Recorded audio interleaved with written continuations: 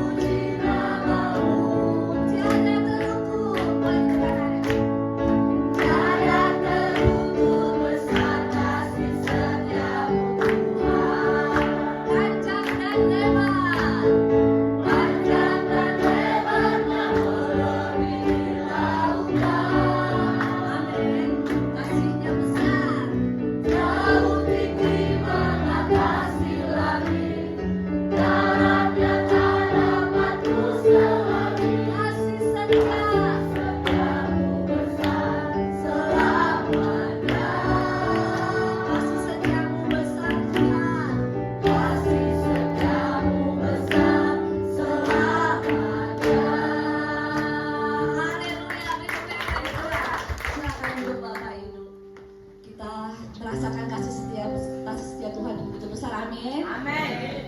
Sampai saat ini kita boleh ada di sini semua karena kasih Tuhan. Amin. Terima kasih Tuhan.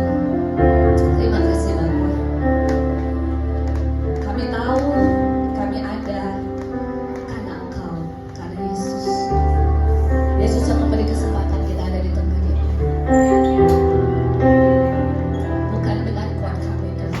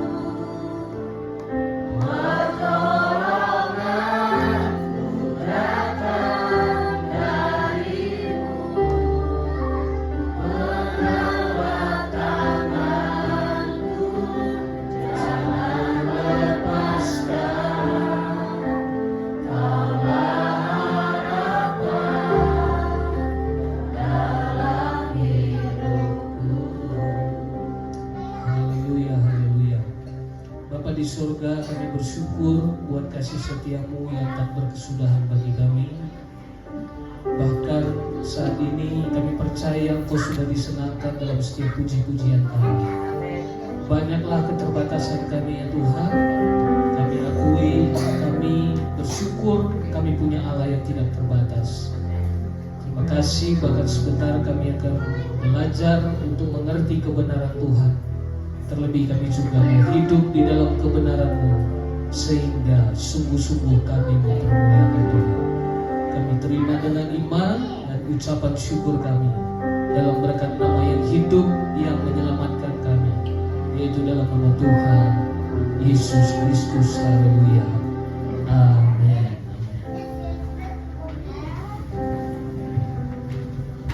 Puji Tuhan, shalom bagi kita semua.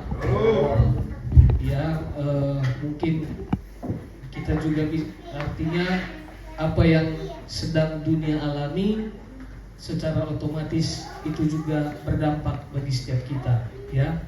Makanya waktu bangsa Yehuda atau Israel dibuang ke Babel, Allah berfirman supaya mereka tetap berdoa sekalipun mereka dalam pembuangan. Karena apa yang dikatakan, karena kesejahteraan kotamu itu juga yang akan engkau nikmati. Jadi biar bagaimanapun kita harus tetap berdoa bagi semuanya, termasuk bagi bangsa kita ini. Jangan kecewa, tetapi tetaplah doakan, karena memang tidak ada yang bisa mengubah, apalagi mengubah bangsa. Waktu saudara mengubah diri sendiri pun kita nggak beres, nggak mampu, nggak becus. Makanya kadang salah kalau kita mau mengubah seseorang. Mungkin suami mengubah istrinya, istri mengubah suaminya, atau orang tua mengubah anaknya. Itu tidak bisa. Kenapa? Karena untuk mengubah diri kita sendiri pun kita nggak becus. Jadi hanya Tuhan yang dapat mengubah segala sesuatu. Amen. Sebab itu andalkan Tuhan dan tetaplah bersandar kepada Tuhan. Karena ketika Tuhan bekerja, disitulah kita bisa menikmati dan mengalami kemuliaan dari Tuhan. Oke, hari ini kita lihat dalam minggu ini dalam Lukas pasal 14 ayat 12 sampai ayat yang ke-24. Lukas pasal 14 ayat 12 sampai ayat yang ke-24. Hari ini ada satu pesan yang mau saya bagikan mengenai menghargai kasih karunia Tuhan. Saya ulangi, pesan yang harus kita bawa hari ini, menghargai kasih karunia Tuhan. Kalau kita sadari betul bahwa segala sesuatu itu adalah datangnya dari Tuhan, dan pastinya dalam segala keberadaan itu juga seharusnya maksud Tuhan digenapi.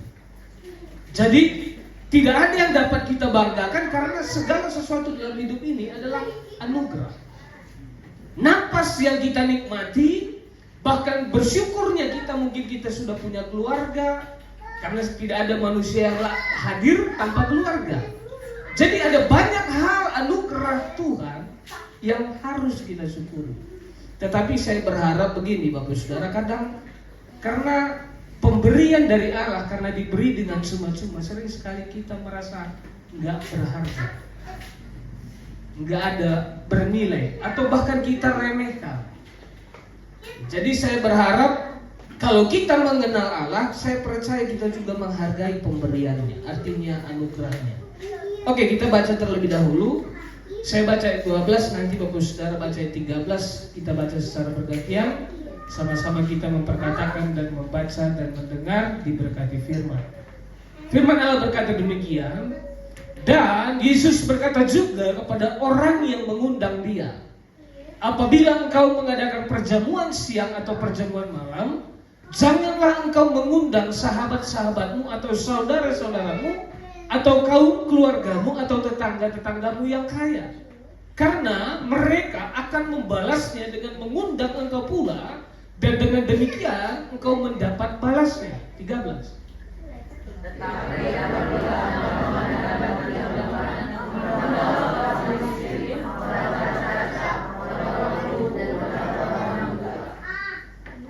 Dan engkau akan berbahagia karena mereka tidak mempunyai apa-apa untuk membalasnya kepadamu, sebab engkau akan mendapat balasnya pada hari kebangkitan orang-orang benar. 15.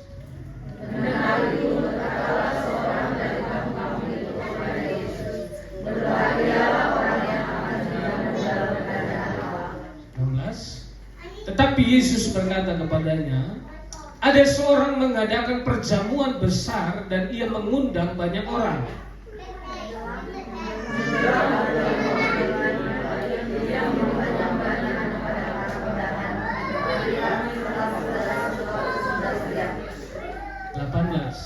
Tetapi mereka bersama-sama meminta maaf. Yang pertama berkata kepadanya, aku telah membeli ladang dan aku harus pergi melihatnya. Aku minta dimaafkan.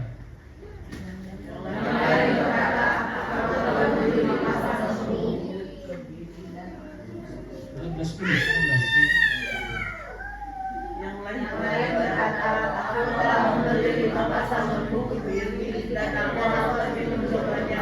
Aku minta dimaafkan. Ayat 20. Yang lain lagi berkata, aku baru kawin dan karena itu aku tidak dapat datang. Verse 1. Maka kembalilah yang hari itu dan menyampaikan semuanya itu kepada tuannya.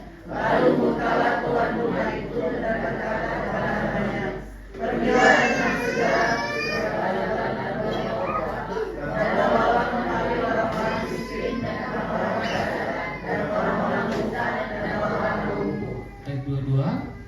Kemudian hamba itu melaporkan, Tuan, apa yang Tuan perintahkan itu sudah dilaksanakan, tetapi sekalipun demikian masih ada tempat. 23.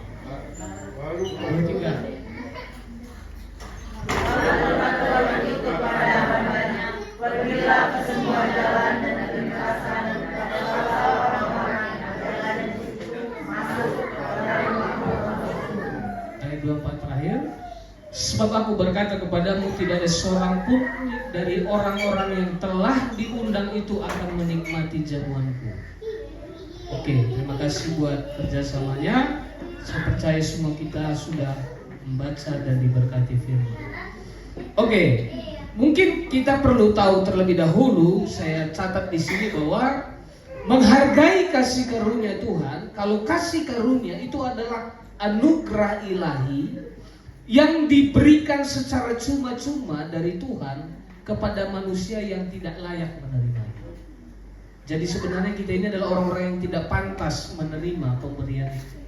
Kenapa saya katakan begitu? Sudah pun Yesus menyerahkan nyawanya, tetapnya kita bermain-main dengan dosa. Benar apa betul?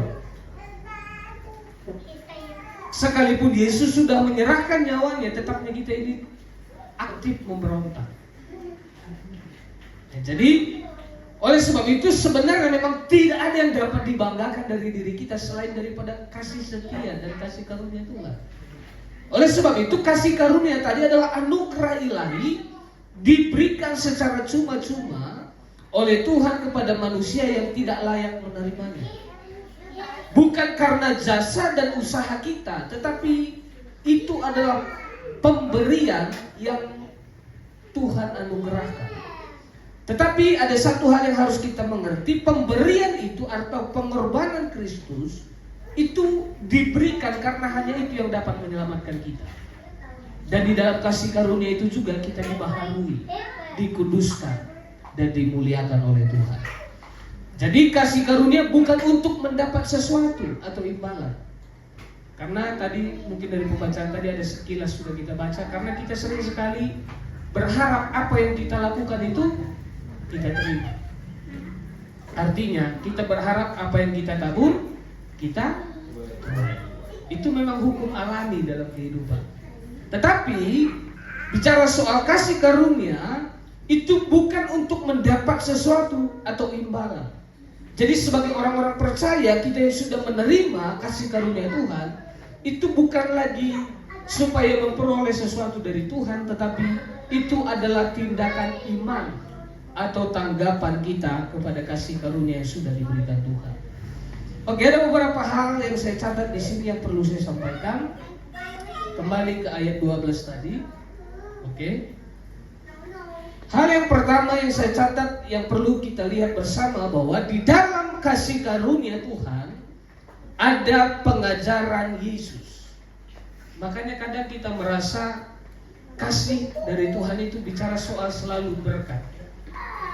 Betul? Selalu kita kait-kaitkan bahwa kasih karunia terbesar dari Allah itu duniawi juga. Bahkan sering sekali kita gagal mengenal kasih karunia Allah karena perkara-perkara duniawi. Makanya tidak sedikit orang merasa gagal ketika duniawinya tidak makmur. Makanya teologi pun ada teologi kemakmuran, Bapak Saudara. Banyak hal. Tetapi makanya selalu saya katakan kerajaan surga, kerajaan Allah itu bukan soal masalah duniawi, tapi soal kebenaran dan damai sejahtera yang dikerjakan oleh Roh Allah.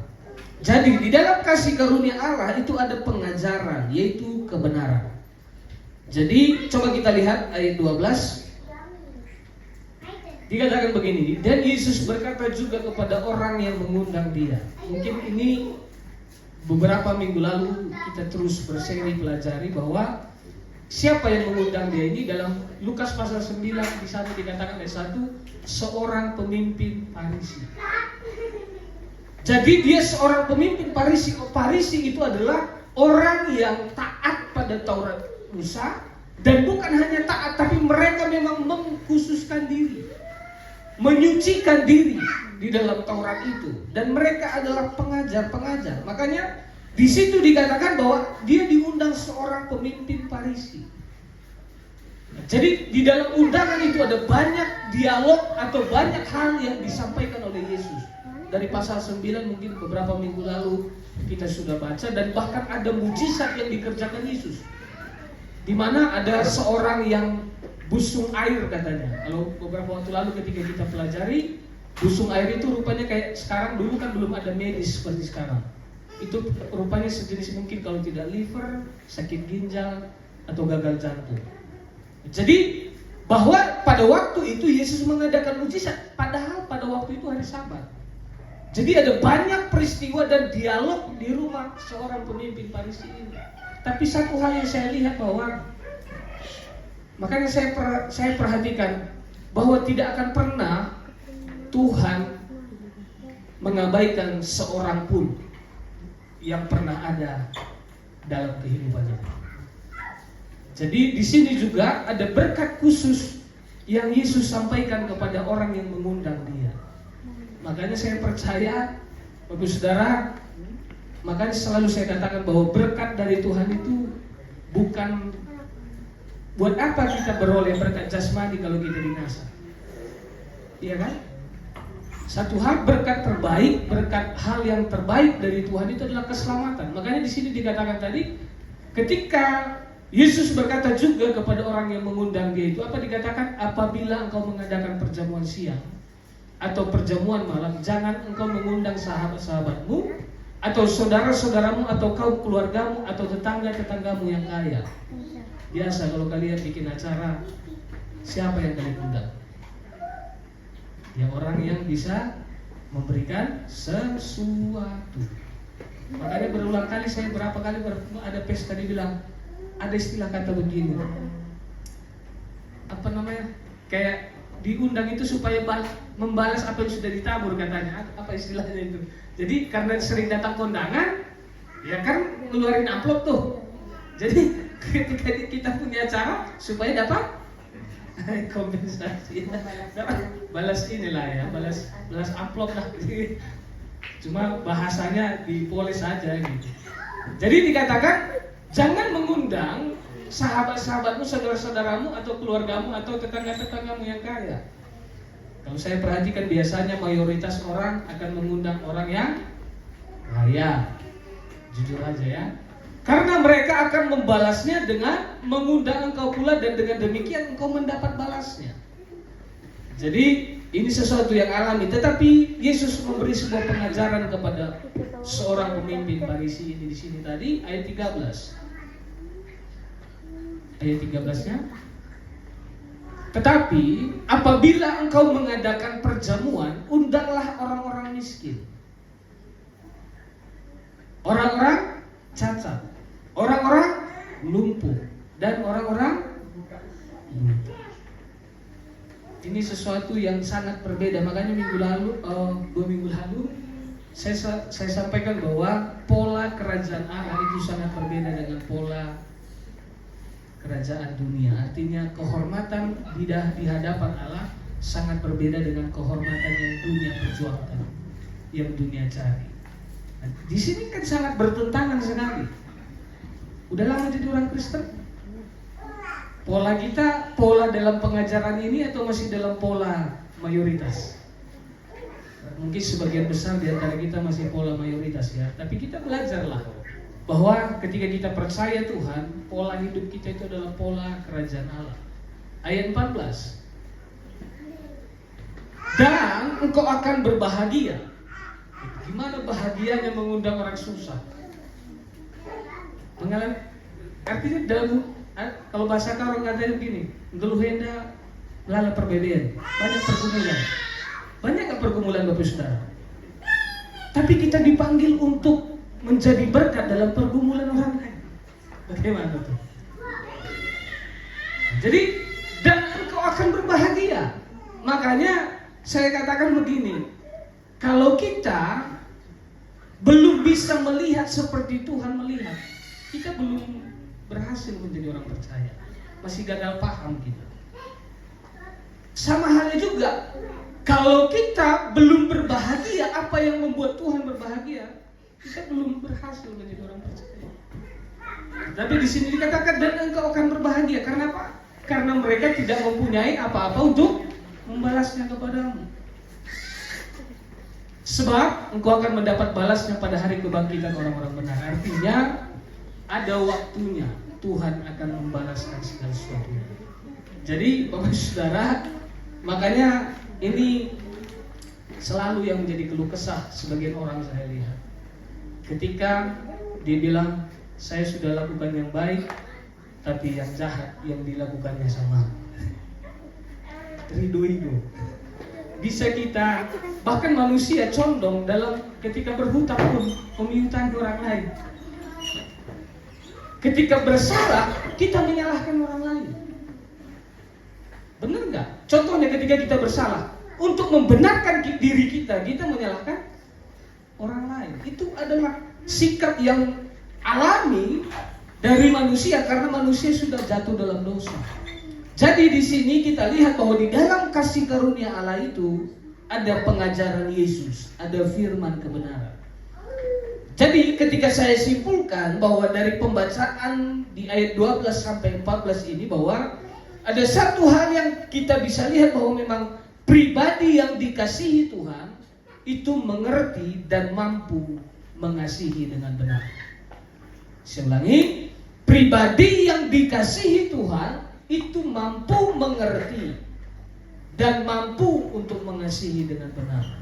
Karena kalau kita tidak mengerti, kita juga tidak akan pernah bisa berbuat apa-apa. Di pasal tahun tadi malam saya sampaikan bahwa berpikir dan bersikap dengan benar.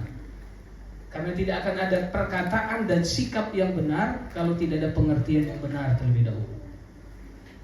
Nah, makanya kalau saya katakan filsafat berkata hidupmu adalah apa yang kau pikirkan. Itu filsafat, dia bukan kebenaran itu. Artinya memang karena pikiran manusia sudah rusak. Beberapa waktu lalu saya sudah sampaikan, manusia itu artinya makhluk berakal budi. Arti akal budi pikiran sehat. Bapak Saudara menemukan manusia punya pikiran yang sehat? Gak usah dulu manusia yang lain. Bapak Saudara punya pikiran yang sehat?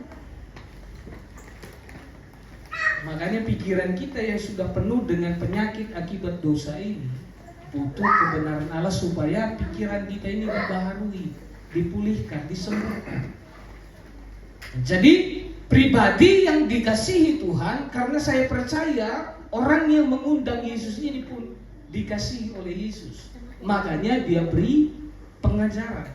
Makanya dia sampaikan kebenaran itu. Supaya apa? Orang tersebut mengerti. Sehingga ketika dia mengerti, bisa mengerjakan yang benar. Karena kita tidak mungkin mengerjakan yang benar kalau kita tidak mengerti yang benar. Jadi kita dapat mengerjakan yang benar, berkata, bersikap yang benar karena pengertian kita sudah diluruskan, dibenarkan. Jadi ini penting Bapak Saudara. Jadi saya katakan karena beberapa waktu lalu saya melihat almarhum mantan presiden ya, Gus Dur almarhum. Dia bilang begini, Indonesia kaya tapi manusia, alamnya kaya tapi manusianya miskin katanya. Jadi kaya itu sebenarnya dimulai dari mental terlebih dahulu. Karena kaya pun alam tetapnya kita jadi pengemis kalau mental kita pengemis. Di luar negeri alamnya miskin tapi orangnya kaya. Jadi ini perlu Bapak Saudara. Dunia pun tahu hal itu. Jadi saya juga berharap mental kita, artinya jiwa kita dipulihkan, dibaharui supaya kita juga bisa berpikir, bersikap yang benar. Nah, jadi di situ tadi dalam pengajaran itu Yesus mengajarkan bahwa supaya pikirkan dan lakukan sesuatu bukan untuk memvalidasi diri. Karena orang Farisi sering sekali menguduskan diri, menyucikan dirinya supaya dia terlihat rohani, orang yang tidak najis. Jadi dia menguduskan dirinya dengan perbuatannya, dengan bahkan mengabaikan bahwa kekudusan itu dari Allah.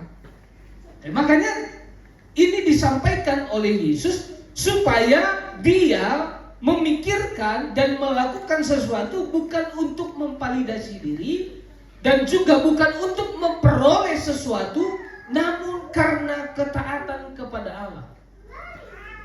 Itu makanya saya katakan tadi bahwa di dalam kasih karunia kita juga beroleh pengertian yang benar. Artinya seperti yang diajarkan oleh Yesus ini supaya di dalam kekristenan kita diselamatkan bukan karena usaha perbuatan kita tadi, kasih karunia. Tapi tanggapan, respon kita lah, makanya di sini saya beri judulnya tadi menghargai kasih karunia Tuhan. Jadi jangan anggap tidak berharga atau meremehkan kasih karunia itu. Jadi ini disampaikan oleh Yesus supaya dia tidak memikirkan atau melakukan sesuatu untuk memvalidasi dirinya dan bukan untuk memperoleh sesuatu, namun karena ketaatannya kepada Allah. Mungkin kalau kita gereja juga demikian. Kita melakukan sesuatu bukan supaya menunjukkan kita ini adalah orang rohani, bukan untuk memvalidasi diri kita, dan juga bukan untuk supaya untuk memperoleh sesuatu, namun kita lakukan segala sesuatunya karena ketaatan kita kepada Kristus. Jadi kalau Bapak Saudara kita mengerjakan sesuatu bukan karena Kristus, memang pasti kita kecewa. Itu pasti, dimanapun. Jadi supaya kita memikirkan dan melakukan apa yang dilakukan oleh Kristus juga. Beberapa waktu lalu Bapak nelpon, mereka 10 bersaudara, tapi sering memang kalau kakak adik itu kadang susah dialog, sama-sama kuat. Jadi karena bahkan jangankan untuk membereskan sesuatu hal, untuk duduk bareng aja pun tidak mungkin katanya. Saya bilang begini, kalau Tuhan sudah bekerja, tidak ada yang tidak mungkin. Dan Bapak awalnya nilainya juga. Saya bilang begini, Yesus yang kita layani Pak, saya bilang, pernah ngomong begini, tidak ada kasih yang lebih besar daripada seseorang memberikan nyawanya kepada sahabat-sahabatnya. Tidak ada kasih yang lebih besar daripada seorang yang memberikan nyawanya kepada saudara-saudaranya. Jadi kita nggak bisa berkata kita sedang mengasihi keluarga. Kita tidak bisa berkata aku sudah mengasihi. Dan Bapak berkata mendengar perkataan Yesus itu, kita bilang kita melayani Yesus, tapi kita tidak mau melakukan apa yang dilakukan Yesus, itu sama saja kita sedang berbohong. Dan ketika Bapak lakukan, dia tiba-tiba nggak nyampe. Pagi kami telepon, sore dia bilang, aku bawa dalam doa, besok kami berangkat ke sana. Dan puji Tuhan mereka kumpul bareng dan semua berjalan dengan baik. Jadi Bapak Saudara kadang bukan soal, padahal pendeta, Bapak Tua rata-rata pendeta, pelayan semua, tapi untuk duduk bareng sulit sekali.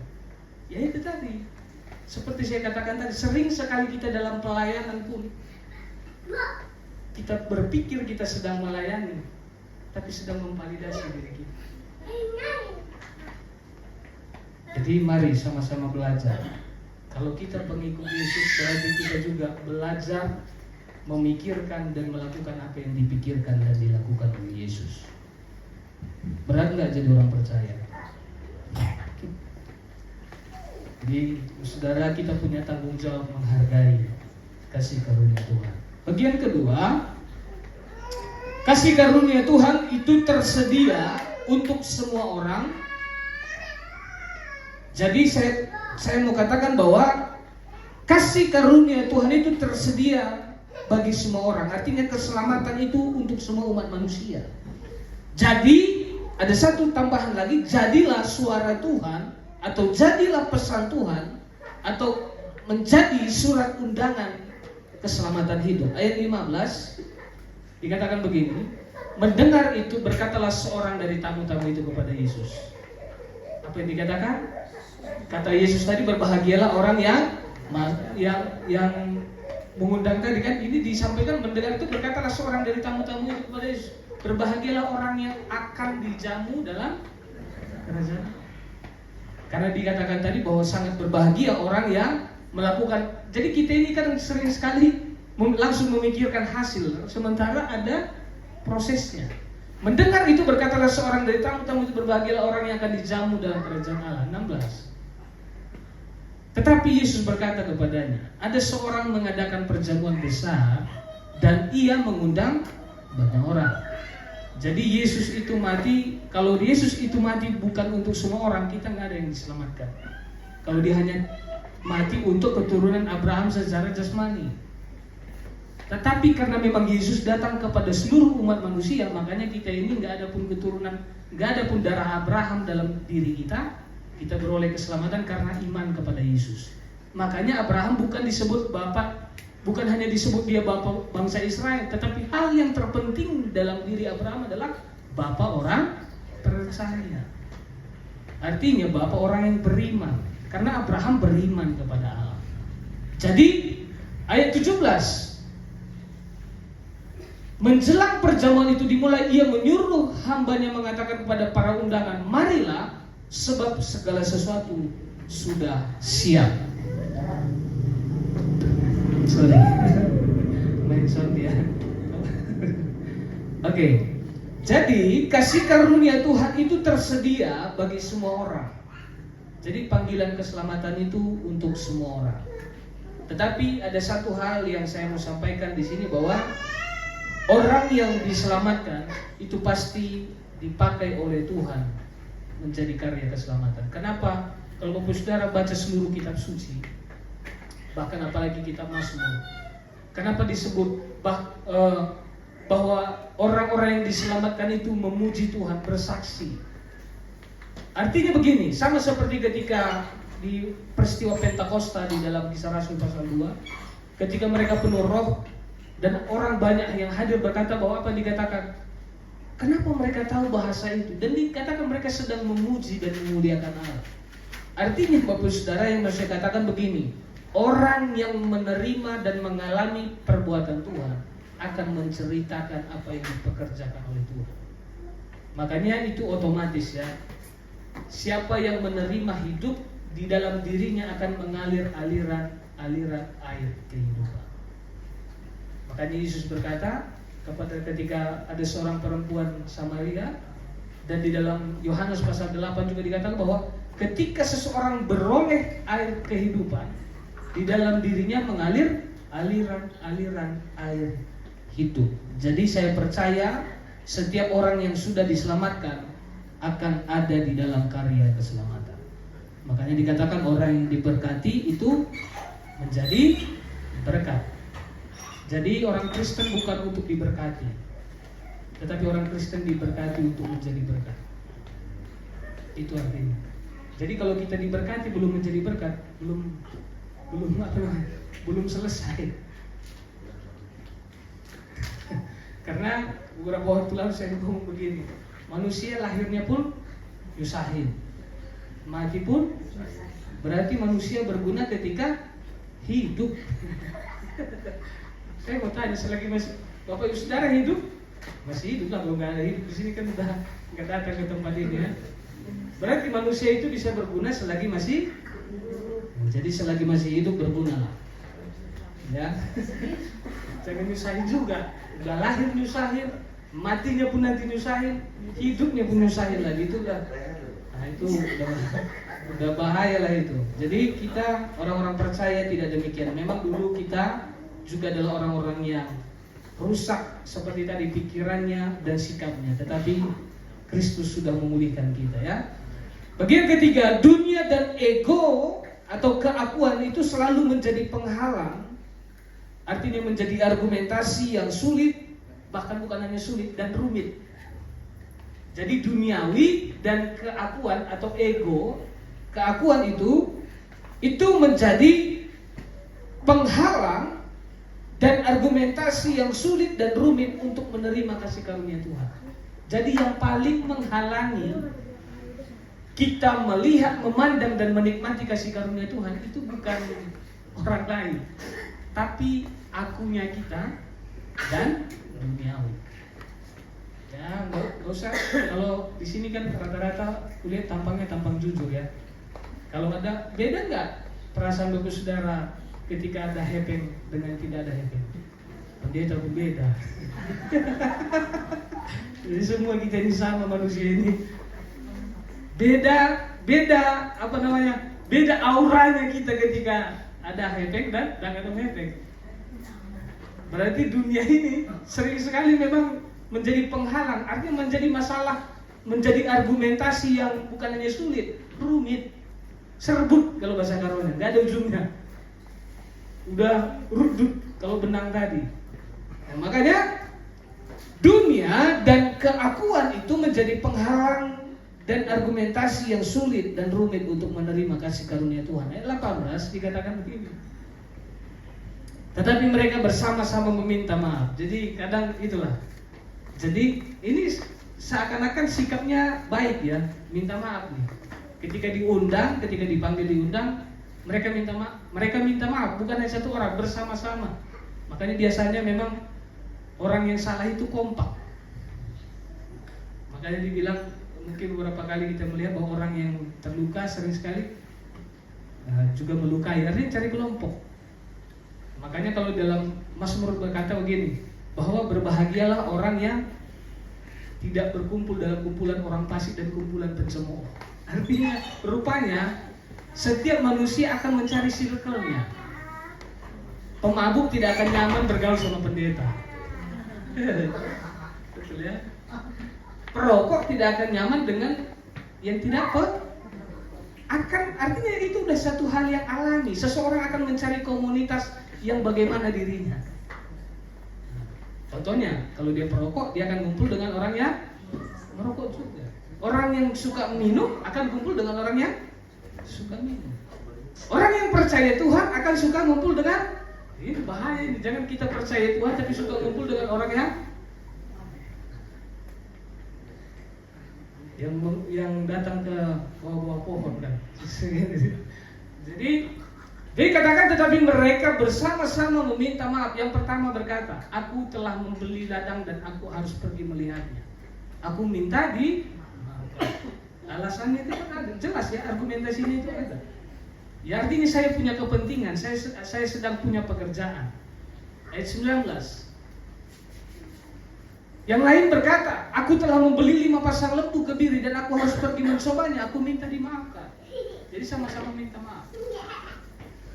Sama lah mungkin ya, kalau Bapak Saudara diundang gak bisa datang, pasti maaf ya. Ayat 20, tetapi saya mau katakan bahwa orang yang diundang itu pasti adalah orang yang istimewa bagi orang yang mengundangnya. Gak mungkin kalau dia gak penting, gak istimewa, gak mungkin dia diundang. Sama halnya, kenapa kita diundang oleh Tuhan, dipanggil dalam panggilan keselamatan? Karena kita ini berharga. Tadi beberapa kali Kak Hosea katakan, kita ini berharga. Kita ini ada bukan hanya ada di pikiran, tapi ada di hatinya Tuhan. dan dia buktikan dia menyerahkan nyawanya bagi kita. Yang lain lagi berkata, aku baru kawin, mungkin mau bulan madu ya. Dan karena itu aku tidak dapat bahagia. Jadi semua hal, artinya makanya saya katakan tadi, dunia dan ego atau keakuan itu tadi selalu menjadi penghalang dan argumentasi yang sulit dan rumit untuk menerima kasih karunia Tuhan. Jadi makanya dunia pun berkata bahwa peperangan terbesar dalam peperangan di dunia ini adalah peperangan atas diri sendiri. Kemenangan terbesar dalam dunia ini adalah ketika kau menang atas dirimu sendiri. Karena ya ini hanya candaannya, ini bukan kebenaran. Sama, makanya dikatakan Pak Jenderal di Jenderal Bintang 4 itu dihormati dalam satuannya. Tapi kalau di rumah ada Jenderal Bintang 5. Ya, jadi memang seperti itulah. Kalau saya berharap semua kita belajar supaya kita bisa menang atas diri kita sendiri dan atas apa yang kita hadapi di dunia ini. Yang terakhir, kasih karunia Tuhan itu sangat berharga, diberikan cuma-cuma, bukan untuk diremehkan atau dipermainkan. Ayat 21. Maka kembalilah hamba itu dan menyampaikan semuanya itu kepada tuannya. Lalu murkalah tuan rumah itu dan berkata kepada hambanya, pergilah dengan segera ke segala jalan dan lorong kota, bawa kemari orang-orang miskin, orang-orang cacat, dan orang-orang buta dan orang-orang lumpuh. Karena begini, kadang kita ini kan nggak tahu diri kadang-kadang. Tuhan sudah lakukan tapi kita ini tetap angkuh. Maka keakuan itu kan keangkuhan, merasa nggak penting, merasa diri kita lebih penting. Ayat 22. Kemudian hamba itu melaporkan, Tuhan, apa yang Tuhan perintahkan itu sudah dilaksanakan, tetapi sekalipun demikian masih ada tempat. 23. Lalu kata Tuhan itu kepada hambanya, pergilah ke semua jalan lintasan, paksalah orang-orang yang ada di situ masuk, karena rumahku harus penuh. Yang terakhir 24. Sebab aku berkata kepadamu, ini garis bawah ini sesuatu yang serius, Bapak-Saudara. Sebab aku berkata kepadamu, tidak ada seorang pun dari orang-orang yang telah diundang itu akan menikmati jamuan. Kata-kata Yesus bahwa yang terdahulu akan menjadi terkemudian, yang terkemudian akan menjadi yang terdahulu, itu bukan kata-kata kosong, itu kebenaran. Sebab aku berkata kepadamu, tidak ada seorang pun dari orang-orang yang telah diundang itu akan menikmati jamuan. Jadi Bapak Saudara, selagi engkau belum bisa menghargai kasih karunia Tuhan, jangan harap engkau ada dalam jamuan Tuhan. Jadi bukan, saya berkata demikian bukan hanya Bapak Saudara, saya juga. Semua kita ini dikatakan tak seorang pun dari orang-orang yang telah diundang itu akan menikmati jamuan. Jadi nggak usah sok penting ya kalau lu diundang, kalau kita diundang. Kita dihargai oleh Tuhan. Apa buktinya kita dihargai oleh Tuhan?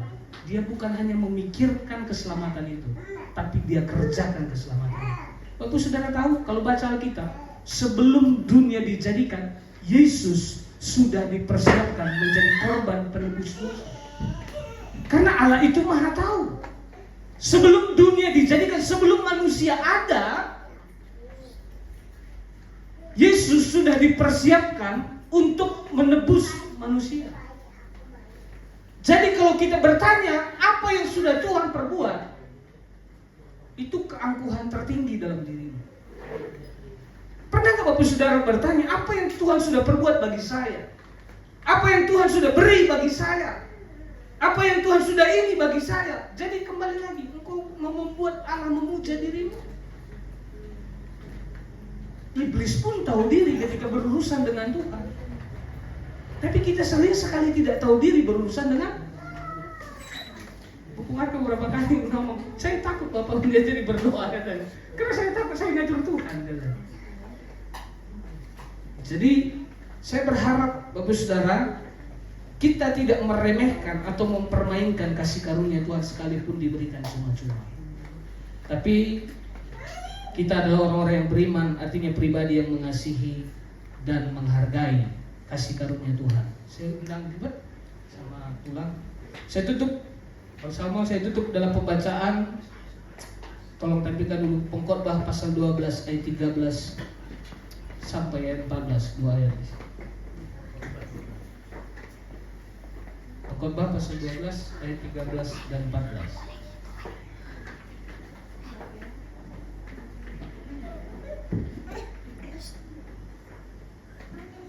Akhir kata dari segala yang didengar ialah, takutlah akan Allah dan berpeganglah pada perintah-perintahnya, karena ini adalah kewajiban setiap orang. Karena ada banyak orang mengasihi Tuhan tetapi tidak hidup takut akan Tuhan. Orang yang percaya, orang yang beriman pada Tuhan adalah orang yang mengasihi dan takut akan Tuhan. Jadi orang yang menerima kasih karunia hidup di dalam kasih karunia. Orang yang diselamatkan hidup dalam keselamatan. Orang yang dibenarkan hidup dalam kebenaran. Jadi kita tidak bisa berkata saya sudah dibenarkan tapi kau tidak hidup dalam kebenaran. Kita tidak bisa berkata saya sudah diselamatkan tapi kita tidak hidup dalam keselamatan. Kita juga tidak bisa berkata saya percaya Tuhan tapi kita tidak hidup dalam Tuhan. Engkau bukan sedang hanya menyangkal Tuhan. Dan paling menyedihkan, engkau sedang membohongi dirimu sendiri. Itu menyedihkan sekali.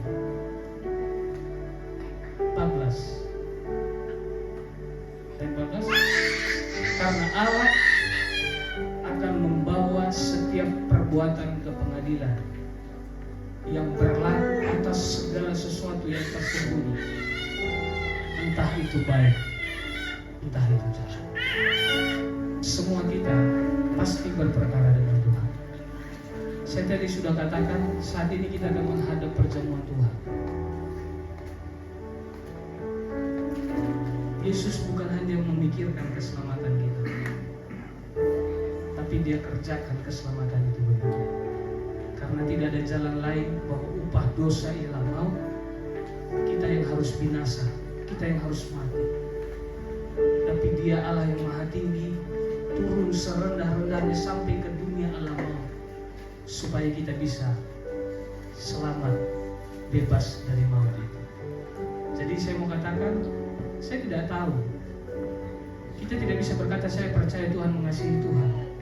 Tuhan memikirkan tapi kau tidak memikirkan Tuhan.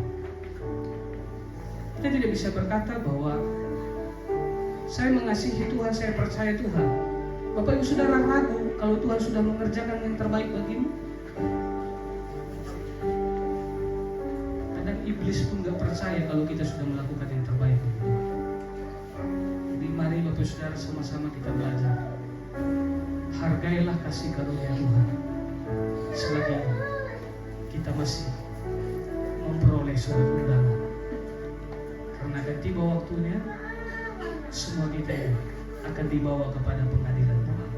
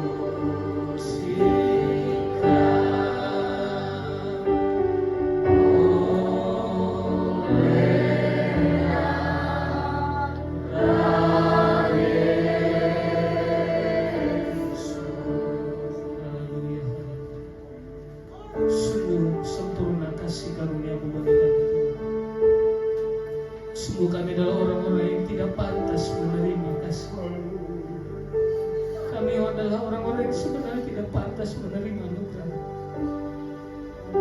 Tapi Engkau setia, sungguh sempurna kasih karunia-Mu bagimu. Engkau bukan hanya memikirkan kami, tapi Engkau sudah melakukan yang terbaik bagi kami. Engkau bukan hanya merencanakan yang baik bagi mereka, tapi Engkau sudah mengerjakan yang terbaik bagi kami. Engkau bukan hanya memberikan yang baik bagi kami, tapi Engkau sudah memberikan yang terbaik bagi kami. Bahkan nyawamu pun Engkau serahkan supaya kami beroleh. Sebab itu kami imani, kami percaya bahwa roti dan anggur ini adalah tubuh dan darah Yesus yang diberikan bagi kami. Dan di dalam tubuh dan darah-Mu kami ada dalam persekutuan dengan Allah yang kekal, yang dimeteraikan oleh tubuh dan darah Yesus. Sebab itu kami percaya, kami imani, ini adalah tubuh dan darah yang akan dibagi-bagikan dan akan kami nikmati di dalam iman kami dengan ucapan syukur dengan apa yang kami terima dari Tuhan. Dalam berkat nama Tuhan Yesus Kristus.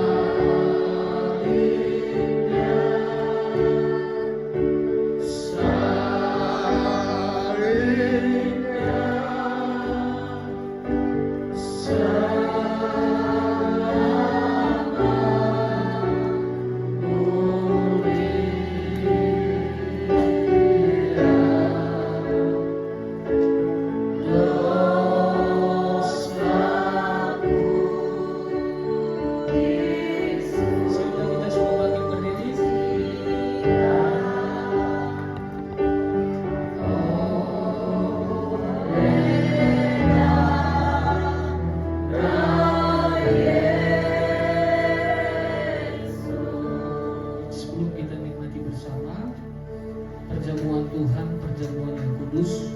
Saya akan membacakan firman terlebih dahulu. Sama-sama kita mengangkat roti di tangan kanan kita. Saya akan baca firman dan akan kita nikmati bersama. Dan ketika mereka sedang makan, Yesus mengambil roti, mengucap berkat, memecah-mecahkannya, lalu memberikannya kepada murid-muridnya dan berkata, "Ambillah, makanlah, inilah tubuhku." Kami terima dengan iman dan ucapan syukur. Kami nikmati tubuhmu, bahwa kami adalah sebagai murid-muridmu ya Tuhan.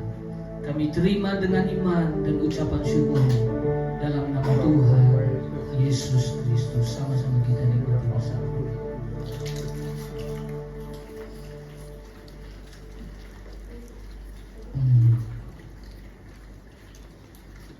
Terima kasih. Tubuh memerintahkan kami sebagai murid.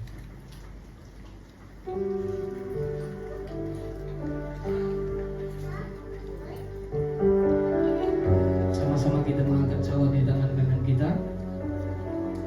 Sebelum kita nikmati bersama, saya akan bacakan firman. Sesudah itu ia mengambil cawan, mengucap syukur, lalu memberikannya kepada mereka dan berkata, "Minumlah kamu semua dari cawan ini, sebab inilah darahku, darah perjanjian yang ditumpahkan bagi banyak orang untuk pengampunan dosa.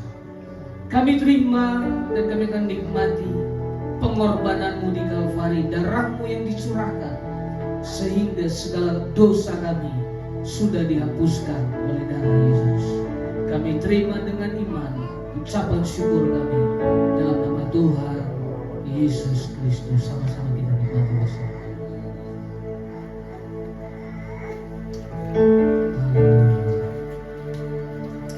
Haleluya. Haleluya. Haleluya. Haleluya. Haleluya. Kami dimeteraikan oleh tubuh dan darah. Kami menjadi murid-murid.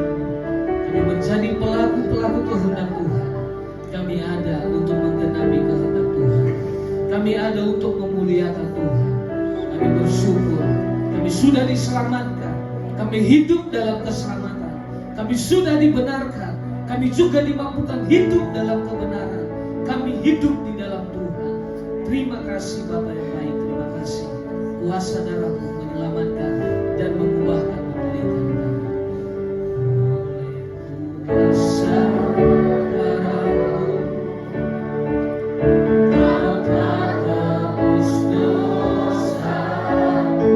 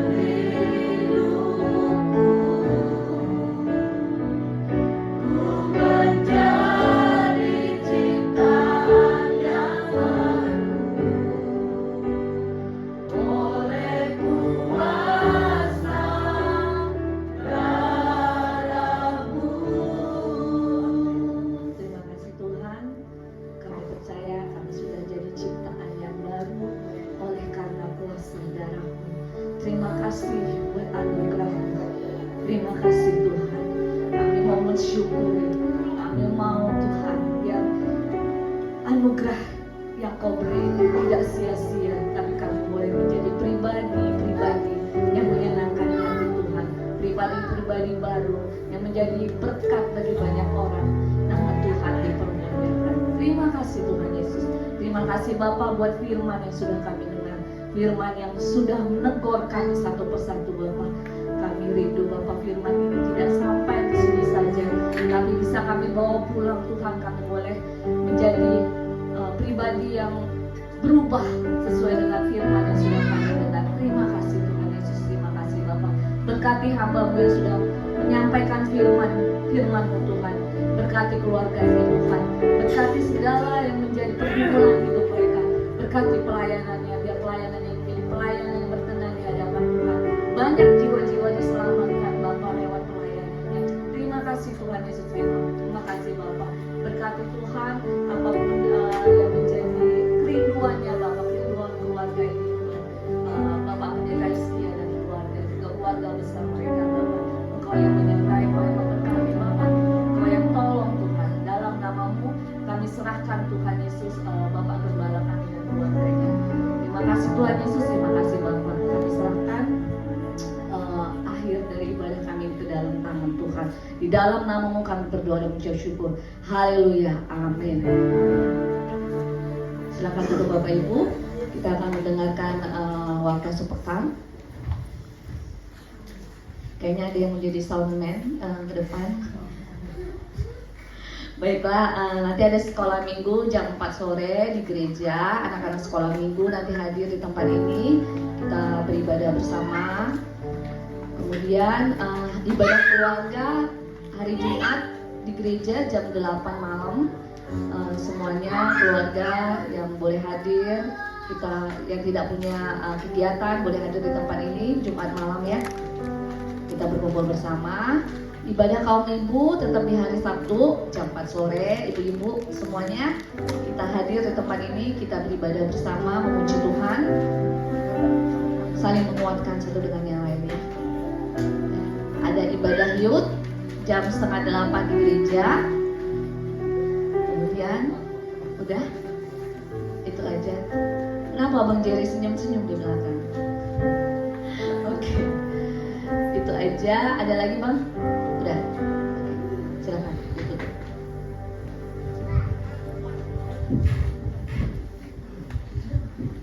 Oke, puji Tuhan. Mungkin ada kemarin saya komunikasi juga di Jakarta, kita Natal di minggu kedua bulan Desember. Cuma memang lintasan kita ini belum tahu ini kapan selesai ya, karena bukan tutup. Makanya kalau untuk pelayanan dari luar nanti untuk berbicara mungkin masih perlu di kondisikan dulu karena agak terganggu dengan lintasan perpanjang karena perbaikan jalan. Tapi kita nanti Natal di minggu kedua di bulan Desember. Dan nanti saya minta mungkin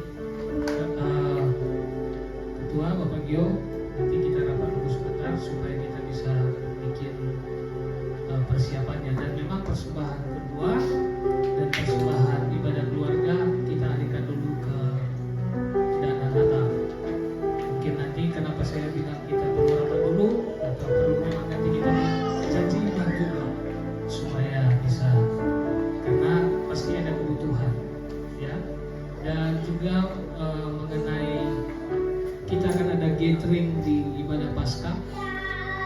Mungkin nanti memang bendahara kita juga tetap menjadi bendahara sekaligus bendahara di panitia Natal dan gatheringnya. Jadi saya sudah komunikasi nanti tolong bikin ada gerakan menabung karena memang kita tahu perjuangan kita juga banyak. Jadi menabung itu saya rasa cukup membantu kita untuk nanti bisa ketika hari hanya tidak kesulitan. Jadi saudara bisa menabung nanti, bisa nanti dibuat catatannya supaya bisa kita lakukan. Karena udah belum pernah kita ibadah pada gereja. Pernah dulu di apa tuh pasir di sini di lewat Dago. Itu dulu di bawah pohon jati waktu itu sama anak ya. Waktu itu pernah.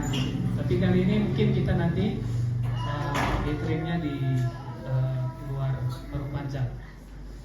Sebentar kita sembahkan berdiri, kita akan akhiri ibadah kita.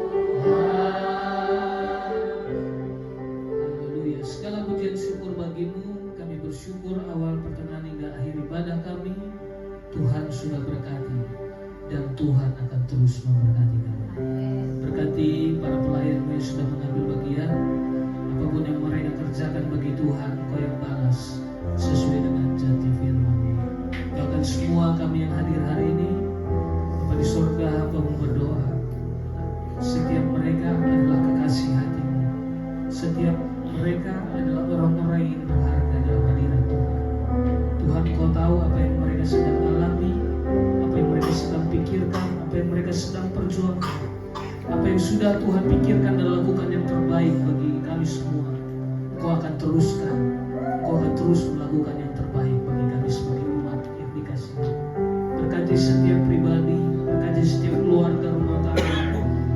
Berkati setiap apa yang dikerjakan tangan mereka Tuhan. Engkaulah pintu, Engkaulah sumber berkat kami. Kau buka jalan dan buat berhasil. Bahkan bagi mereka yang merindukan pasangan hidup, biarlah datangnya dari Tuhan. Bahkan apapun yang sedang diharapkan, dinantikan dan dirindukan, Tuhan, Engkau lakukan yang terbaik. Makasih rekan-rekan kami yang tidak dapat hadir hari ini, dimanapun mereka berada.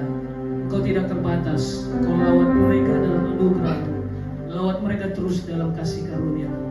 Dan biarlah setiap kami sebagai umat-umat-Mu menjadi umat yang setia, yang terus mengasihi dan hidup takut akan Tuhan. Berkati terus pelayanan pekerjaan-Mu di tempat ini. Tuhan, kami tahu kami sangat terbatas dalam banyak hal, tapi Engkau tidak terbatas supaya bekerja. Kami bersandar dan terus mengandalkan Tuhan. Syukur Tuhan pakai kami, Tuhan perlengkapi kami, dan Tuhan dipermuliakan di dalam kami juga. Berkati lingkungan sekitar kami, Perumahan Metro Cibunan, Panjang, Indonesia, diberkati dan diselamatkan oleh Tuhan. Bahkan dalam berbagai hal yang kami sedang rencanakan, biarlah itu ada dalam perkenanan Tuhan. Baik Natal yang akan kami lakukan, bahkan dalam persiapan kami untuk dalam hal memperingati Paskah di tahun depan juga. Biarlah kami tetap kompak, kami sehati, kami mengerjakan apa yang Tuhan kehendaki, dan di dalam semuanya Tuhan saja yang dipermuliakan. Maka jika sebentar kami akan pulang ke tempat kami masing-masing, Tuhan juga yang beserta menyertai. Kami tiba di rumah membawa sukacita, bawa kebenaran, damai sejahtera dari Allah bagi rumah tangga kami masing-masing. Sebab itu Bapak Saudara, sebelum kita akhiri semuanya, mari kiranya terimalah berkat, rahmat, sejahtera dari Allah Bapa kita, cinta kasih sayang yang sempurna yang sudah kita terima di dalam Yesus, dan dengan persekutuan dengan Roh-Nya yang kudus, yang menjadi hikmat dan kekuatan bagi kita semua, yang terus menyertai kita dalam segala kehidupan kita. Kita mempermuliakan Tuhan dan Tuhan berhasil. Terimalah segala anugerah Tuhan di dalam berkat nama Tuhan Yesus Kristus. Semua yang percaya katakan amin.